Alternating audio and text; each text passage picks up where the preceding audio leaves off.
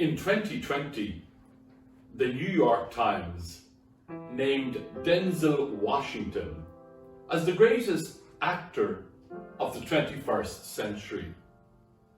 I once memorably heard Denzel utter the following words: "My mother never gave up on me. I messed up in school so much, they were sending me home, but my mother sent me right back." As well as invoking powerfully the verb send, Washington captures beautifully the image of a nurturing mother. Our reading from the prophet Isaiah paints one of the most nurturing pictures of God in the Old Testament, and not uncoincidentally, one of the most feminine.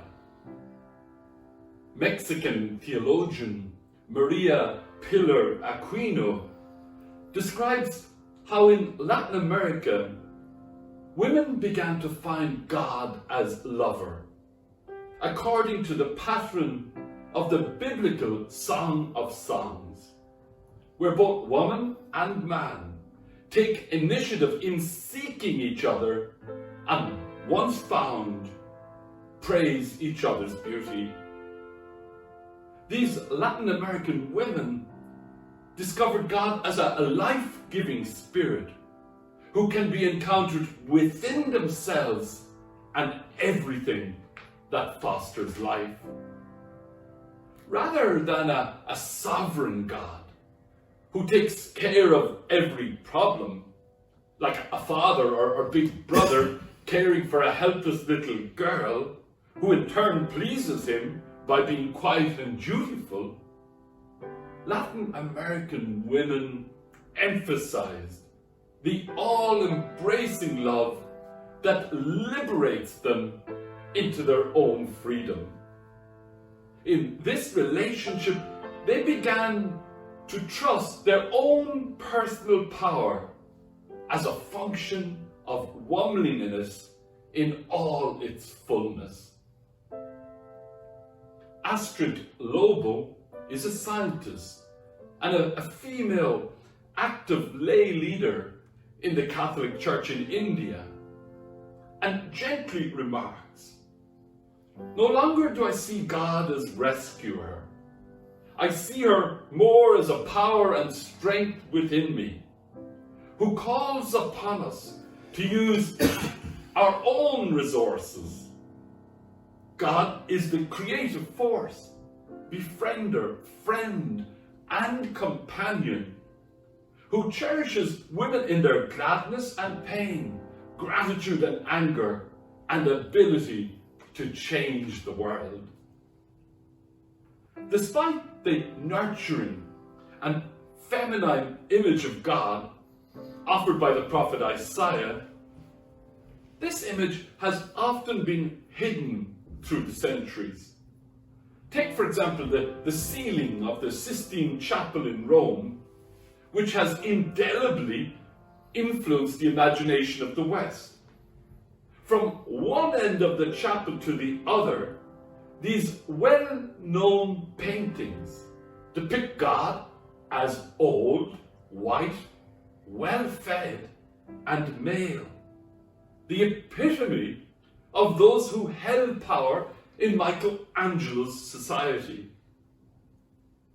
Equally intriguing, when it became public knowledge that the grandparents of Mikhail Gorbachev, then the head of the Soviet Union, had him baptized when a baby, he was asked by an American reporter whether he believed in God. He replied, "Oh, I don't believe in him."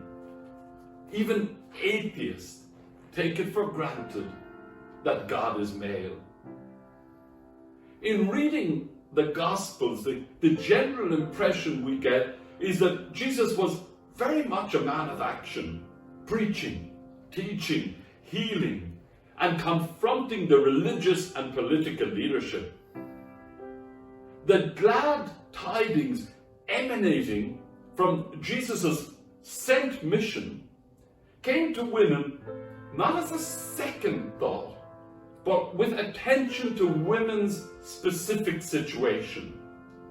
To the widow mourning the death of her son, do not weep. To the woman hemorrhaging, daughter, your faith has made you well. To the foreigner seeking healing for her daughter, woman, your faith is great. To the adulteress about to be stoned, neither do I condemn you. To the faithful disciple weeping at his grave, woman, why are you weeping? Mother Teresa once unforgettably argued that if you want a love message to be heard, it has to be sent out. To keep a lamp burning, we have to keep putting oil in it. Luke superbly captures Jesus' wish that each of us is sent to share his love message. The church synodal process is calling the church away from its own deeply ingrained patriarchy to build communities of the discipleship of equals.